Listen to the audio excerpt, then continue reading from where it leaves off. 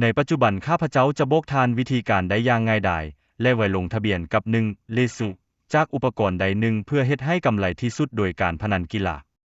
เปิดตัวท่องเว็บในโทรศัพท์หรือคอมพิวเตอร์ของทานเขียน1เลสุในแท็บค้นหาและไปหาเว็บไซต์ที่เจ้าทันทีที่ไปที่เมนูหลักเลือกปุ่มลงทะเบียนค่อยแนะนำให้เจ้าเลือกทางเลือกอีเมลเพราะว่านี้แม่นการลงทะเบียนที่สมบูรณ์ด้วยการปกป้องข้อมูลของทาน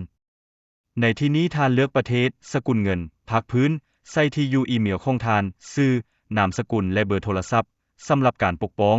สร้างรหัสผ่านที่เข้มแข็งและใส่รหัสโปรโมชั่น ZEP777 ซึ่งให้